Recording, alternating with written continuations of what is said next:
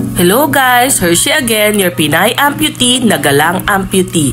And for today's video, samahan nyo kong i-explore ang Kapusod sa Mataas na Kahoy, Batangas. Noong pa palang 2022, itong gala ko na to. Birthday yata ito ng aking uniko iho. Tignan mo, sa tagal, hindi ko na maalala kung kailan. Pero anyways, pakita natin ang kabuuan ng lugar. Ito yung kanilang kitchen. Parang ito na rin yung lobby nila. Sa taas, hindi pwedeng pasukin, off limits. Kasi kay Sir Howie Severino to, nag-GMA. Yung sa taas niyan, private spot niya. Although meron naman mga ibang cottages na available. Marami. Pero limited lang yon. Buti na lang pumunta kami ng weekdays. Ito nga pala yung amaze na amaze ako na CR nila. Open yan sa taas. Pero wala naman sisilip sa'yo. Ang ganda lang kasi ang spacious. Tapos, very natural vibes. Pag nag-number 2 ka nga, syempre hindi maaamoy kasi langhap agad ng mga halaman. Ito nga pala yung kanilang pool. Amaze na amaze rin ako sa pool na to dahil totoong plants nga pala yung mga nandyan. At yan lang din ang sumasala sa kanila. Eto nga ako at talagang nag-e-enjoy. Medyo malamig yung tubig dyan. Tapos, napakatahimik ng lugar. Yung anak ko nga lang ang medyo makulit. O ayan, nagtatatalon na.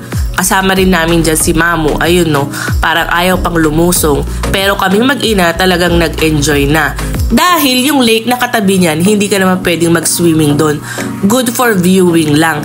Hindi ko na nga alam kung ano mga pinagsasabi ko dyan. Pero talagang nakaka-enjoy kahit na 3 lang kami halos na naiwan dyan sa pool. Ito, ipapakita ko sa inyo, talagang totoo yung mga halaman na nasa pool.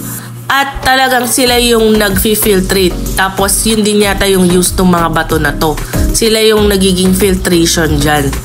Tapos, and napaka-natural ng tubig dyan. Wala silang hinahalo na chlorine. At talagang malinis naman. Yan o, nag-enjoy na nga si Mamu. Para nga kami naka-private resort nung nagpunta kami dyan. Kasi tatatlo na lang kami dahil weekdays. Eto nga ako at may pa 360 pang lalalaman no. Medyo maliit yung pool nila. Pero okay naman kung konti lang kayo. At yung vibes ng place ay napakatahimik. Wala ring signal kaya talagang mag-uusap kayo. Kaya itong anak ko, ito na lang ang ginagawa. Nagkakaroon na lang siya ng stone layering or stone balancing na sinasabi. Or anyway, paki-comment nyo dyan kung ano yung ginagawa niya. Basta yan yung ginagawa na lang niya. Kasi nga, hindi ka rin masyadong makapag-cellphone dahil walang signal. May signal pero good for text and call lang. Hindi makapag-wifi. Dito nga banda sa may parang pa-waterfalls nila, medyo malalim na. Yan pa rin ang ginagawa niya, nagbabalance. Bata pa lang siya dyan noon. Tapos, eto ulit, dahil amaze na amaze nga ako sa plants na kapaligid dyan, is talagang binivideo ko siya.